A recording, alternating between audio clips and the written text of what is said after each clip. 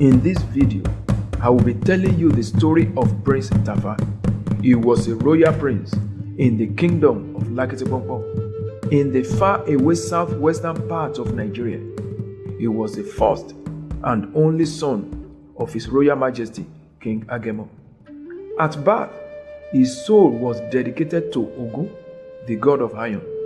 However, Tafa grew up to become a gay, an act considered a sacrilege in Lakitiponpo. Guess what happened to the arrogant Prince Tafa? Was he killed? Was he banished? Did he repent? Watch to the end to see the fate of Prince Tafa. You will love to hear this interesting story.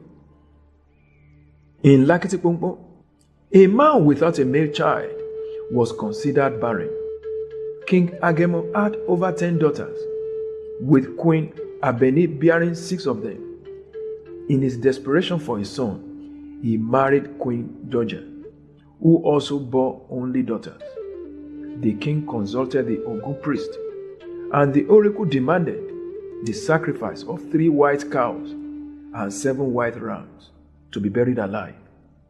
The king complied, and Queen Georgia became pregnant once again. The king was anxious, fearing the birth of another daughter. In his fear, he consulted the priest again, who assured him it would be a boy. King Agemo warned the priest that if he lied, he would be put to death. Many months later, Queen Georgia went into labor. On October 15, 1935, during a waxing gibbous moon, the great Prince Tafa was born. The village of Lakitiponpo celebrated extensively. On the 7th day, during his circumcision and naming ceremony, his first king was given to the Ogun priest and laid under the royal shrine's altar. This means the child is dedicated to Ogun. The celebration continued for several days. King Agemo made Prince Tafa the most revered person in the palace. Tafa was the first child in the village to ride a bicycle. Growing up, surrounded by luxury and affection. As Prince Tafa grew, King Agemo arranged for his schooling at the prestigious CMS Grammar School in far-away Lagos. Later, the king sent him to the UK for university, making him the first person from their community to study abroad. The send-off was a grand carnival, and Tafa traveled to Lagos. He went to the aerodrome, and from there he boarded the plane to London, where he experienced a new world, a world of freedom. Wow! He said to himself, I'm free. No more shrine, no more libation, free at last. In London, Tafa's appearance drastically changed. He abandoned his royal beads and went for shirts, jeans, and tattoos. This evolution was an abomination to the gods of his village. London life felt like freedom to Tafa, a stark contrast to the palace life he found oppressive. He began frequenting nightclubs and adopted a punk lifestyle. His roommate, Robert, a Jamaican, was a die-hard gay, also did influence Tafa's new lifestyle, a life of freedom.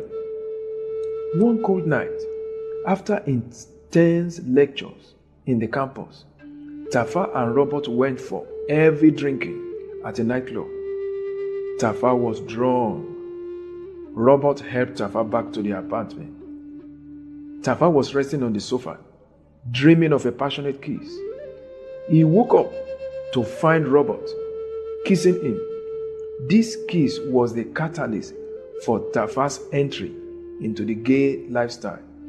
Their romance blossomed, and many people in the campus did know that Tafa and Robert are madly in love. One day, Tafa received a telegram. His Royal Majesty, King Agemo, was dead. This means Tafa must go back home to be the next king. The kingdom of Lakitiponpo awaited their new king with great anticipation. Prince Tafa, now king designate, returned to Nigeria. At the aerodrome in Lagos, the royal delegation was shocked to see Tafa dressed like a party boy, devoid of royal emblems. The elderly delegate warned Tafa that it was an abomination to appear in the kingdom to be dressed in such manner. Tafa angrily dismissed him, insisting they should keep moving. Prince Tafa's arrival disappointed Lakitiponpo. The people gossiped about their king-to-be, who lacked any royal attire. The kingmakers convened for an emergency meeting. They insisted that Prince Tafa must start his initiation to prepare him for the royal enthronement and to start worshipping at the Ogun shrine.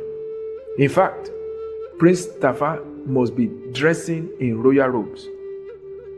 Tafa was indifferent to their concerns.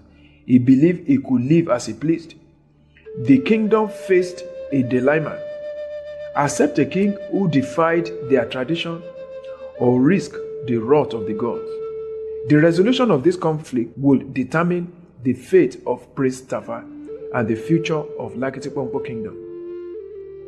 The sun had barely risen over the kingdom of Lakitiponpo when the elders summoned Tafa to the royal shrine of Ogun. The air was thick with tension as villagers gathered, whispering among themselves. The Ogun shrine is a sacred place shrouded in mysticism and power.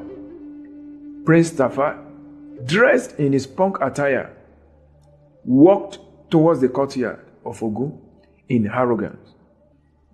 His tattoos and body piercings was a strong contrast to the tradition of his village. The elders and priests marched in with their ceremonial attire and were waiting at the entrance of the shrine. Among them was Chief Obafemi, the oldest and wisest of the kingmakers. He stepped forward aggressively to address the prince and elders around Ogun courtyard.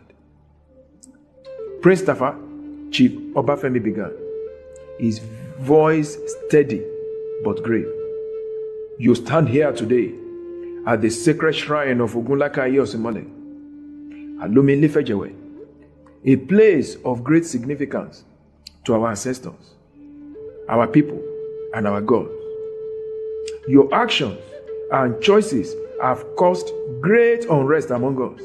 We must seek the gods' guidance and determine the path forward. The villagers were silent as Tafa stepped forward. His expression, a mix of arrogance and uncertainty. He had rejected the tradition of his people, but now, standing before the shrine, the weight of his heritage pressed heavily upon him. Why should I be judged by traditions that bind me in chains? Tafa challenged, his voice echoing in the still air. I am who I am, and I will not apologize for it. What?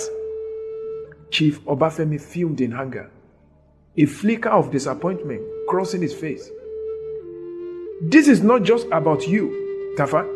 It is about the harmony of our kingdom and our reverence for the gods who protect us. We cannot afford to anger them.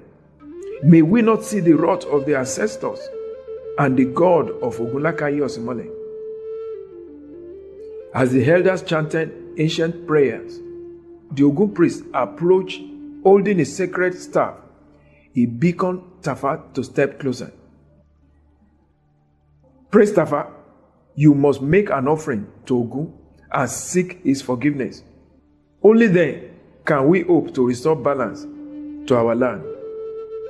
Chief Obafemi stepped forward, holding a calabash full of the blood sacrifice. He began an endless incantations, and while he was rounding up, he went into a trance. Shortly afterward, he began to recount all what the god just showed him. Homo Batafa, hear me today and hear me well. The gods of our ancestor is angry with you. You have brought wrath to the land. We need to cleanse the land. We shall begin the great sacrifice to the gods. We shall start the sacrifice after 2 market days. We need to go and prepare the materials. We need to do the great sacrifice. So says the God of our ancestor. At this, Chief Obafemi and his entourage of worship began the procession out of the revered grove. There stood Prince Tafa, full of hunger and pride. Left alone, only the palace guard stood by him. Please subscribe to the channel, like, and please comment by guessing what will happen next. Guess what happened to the arrogant Prince Tafa? Was he killed? Was he banished? Did he repent? You need to see what happened to Prince Tafa.